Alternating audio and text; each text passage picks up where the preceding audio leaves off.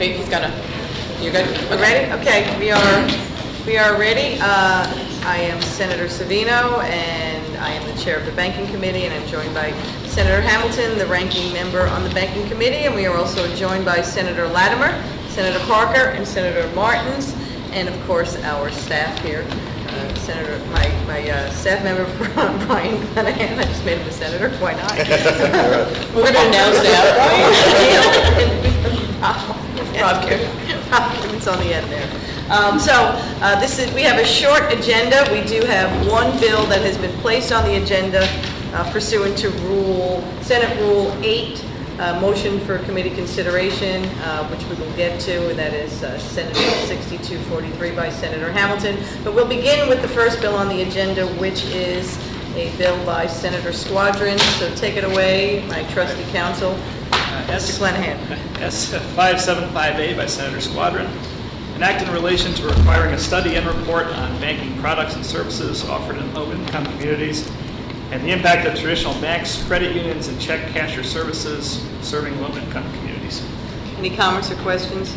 Oh wait, I'll take a motion to move the bill first. Move the bill. Move the bill.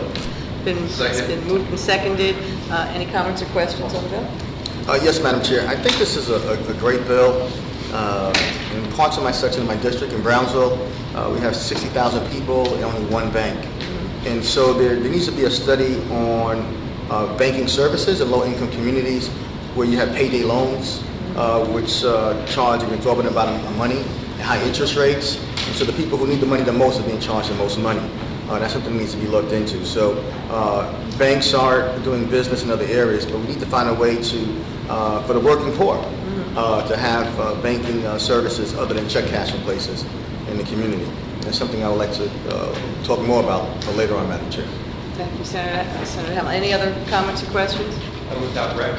Senator Martins is without rec. I do have a concern that we're asking for a study to be performed on banking services, and it starts with the preface that we have discriminatory practices in the memo as well. So if we're going to do a study, let's do a study. Let's make it as objective as possible. Let's not start with a conclusion that should be something that we arrive at after the study is performed. I do agree with the word discriminatory, but in my district, when you have 60,000 people and only one bank, there's something to be looked into with that. So I do agree with you. Let's have a study and flesh out the facts and then proceed from there. I have, as the chair of I have discussed this bill with Senator Squadron. I'm not a great believer of doing studies for the sake of doing studies. This study would be performed by the Department of Financial Services. I have suggested to him that perhaps one of the things we might want to do is hold a hearing, bring in the banks, bring in the community banks, bring in credit unions, have a discussion as to where we feel there are gaps in banking services. He's open to that conversation, so that's something that we might do post-session. But I just do want to say one thing clearly.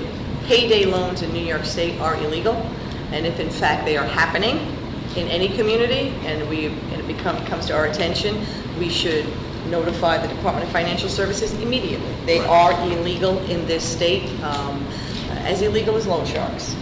Now, that being said, they might happen on the internet. Nobody owns the internet. It's hard to crack down on that. But New York State does not allow payday loans. But so the bill has been moved and seconded. Senator Martins is without rec. We have enough bills to pass this. Okay. So the bill is being referred to finance, and we do have a quorum for this meeting. Just had to say that at the beginning. Next bill on the agenda. S4304, Senator Griffo, an act to amend the banking law in relation to the investment of the Tier 1 capital of state chartered banking institutions. Take a motion to move the bill. Move the bill. Second. Moved and seconded. Any comments or questions? Seeing none. Bills reported to the calendar. Next bill on the agenda. S6243, Senator Hamilton, an act to amend the banking law and the elder law in relation to financial exploitation and to amend the state finance law in relation to establishing the Financial Exploitation Outreach, Education, and Training Fund. And this is pursuant to the Senate rule on motion for committee consideration. Move the bill.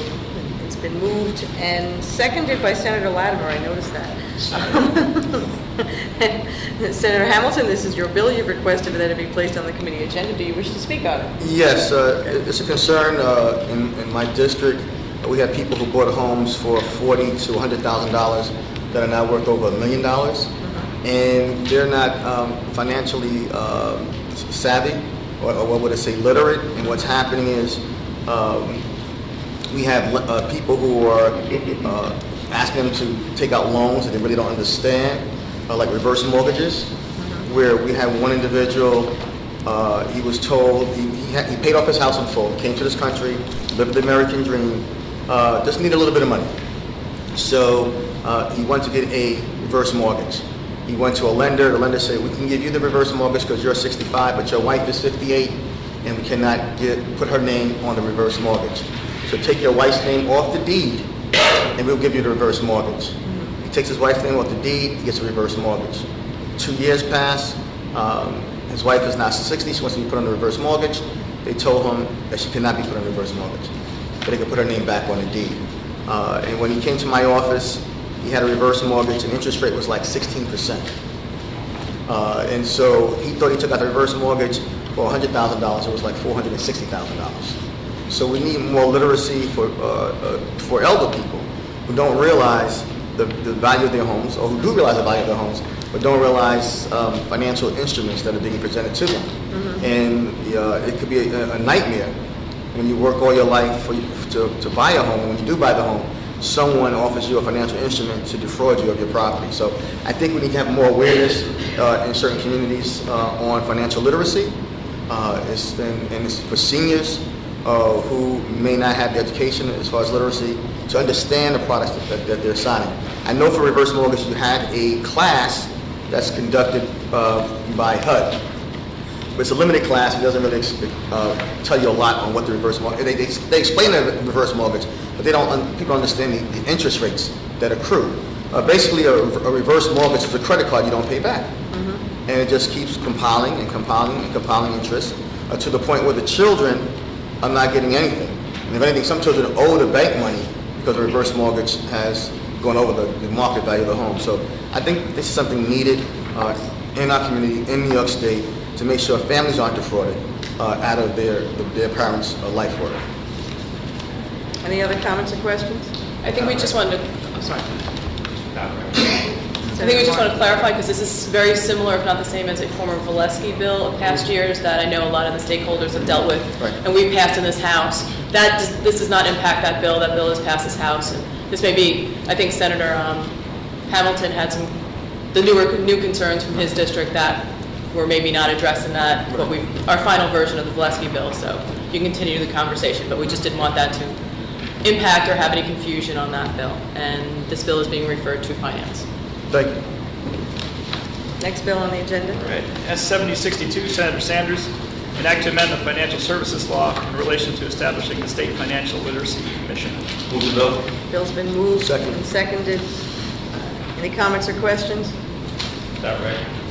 Senator Martins, without rec. Any other?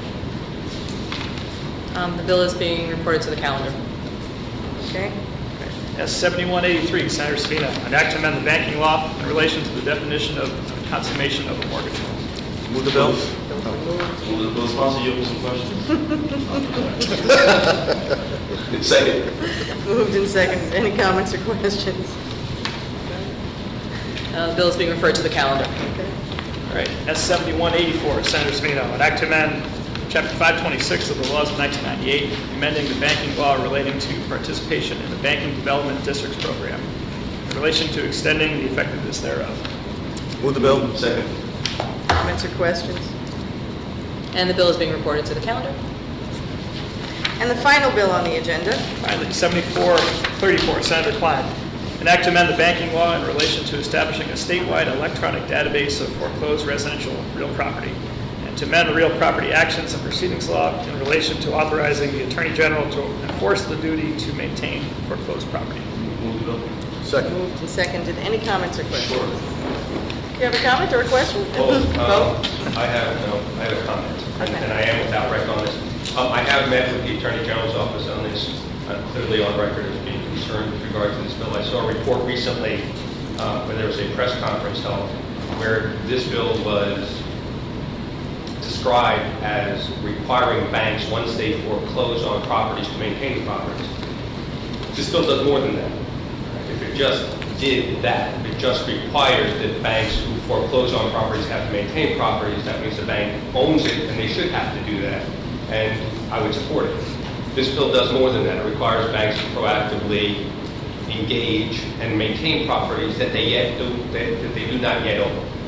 And so I do have concerns about it. I have concerns about the impacts on local communities and how the Attorney General's office would interface with local zoning and local communities, mayors, supervisors.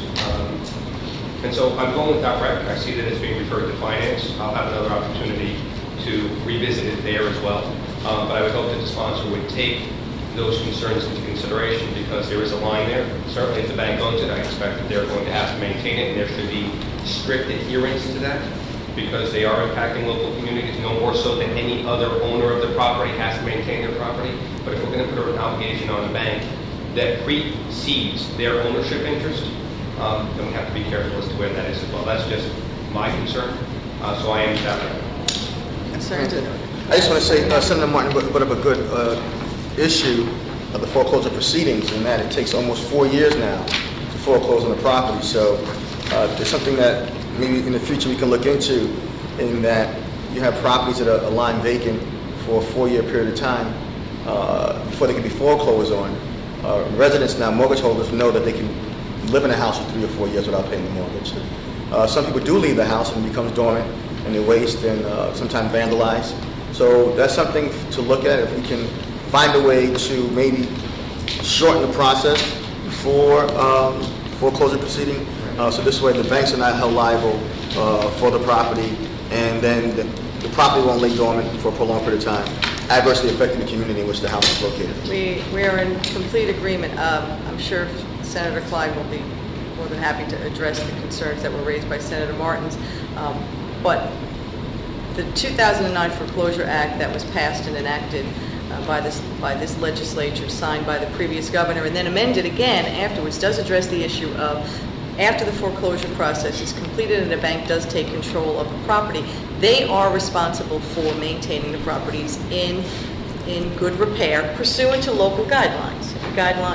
Every locality has their own determination of what that means. We have had a problem with banks or real estate organizations who take control of properties that don't do that. So part of this database would be to make sure that, because local governments sometimes don't know who owns the property, and it sits there, it is not maintained pursuant to the local guidelines, the local community doesn't know, and it depresses property value. So part of this database is to address that. The issue that Senator Hamilton raises about zombie properties is a very different issue. Now, this committee and the Judiciary Committee will be more than happy to look at expediting the foreclosure process to make it make more sense, expediting the foreclosure process for zombie properties to make that make more sense. We look forward to having that conversation, because abandoned properties are not good for any of our communities. It depresses property values for everybody, and it upsets people, and it leads to the very things that Senator Hamilton raised about properties becoming subject to squatters. In fact, in my own community, I just recently had a property that had to be raided by the district attorney's office. They were 2 homes that were broken into. They were taken over by gang activity and drug activity, and so we need to get ahead of this. But again, I'm sure Senator Klein will be more than happy to address the concerns that you raised as this bill moves forward. I appreciate that, and I think we all understand the impact that zombie homes have on all of our communities across the state. Mine is no different. Right. I think this is just a question of who should be in a position to intervene when it comes to a property that's been abandoned. We have similar issues when people abandon the property and the bank hasn't engaged or started the foreclosure. So it really becomes a question of who should be in a position to intervene. And frankly, although the local community may not know who the owner is, you know where the property is. And so if they do have to intervene, and many local communities do intervene, go onto the property, maintain the property, cut the grass, maintain the facility, repair the windows, secure the property, and then place a lien on the property itself, that lien has to be paid for before the bank gets $1. And so, yeah, the bank has an incentive because it comes out of their pocket against the value of the property. So we'll leave it at that. We certainly have more to talk about, but I'll go with that route. Thank you. Thank you. I want to ask Senator Martins a question. You raised some great points, but the question is with the recording of the mortgages and the deeds, when it's a corporation, and service, and not knowing who the real owner is of the property. That's an issue as far as with the banks on, if it's recorded in the mirrors, we don't know who the owner is. It takes a prolonged period of time to find the owner. And so it has to be some way, there has to be like an individual or someone in the recording document that has a point person you can access. Senator, I'll be very clear. Prior to coming to the Senate, I was the mayor of a local community. Okay. I had to intervene on certain properties in order to maintain those properties for the Right. benefit of the local community, and we did. We didn't know who the owner was, but we knew where the property was, and we placed a lien on the property on the tax rolls.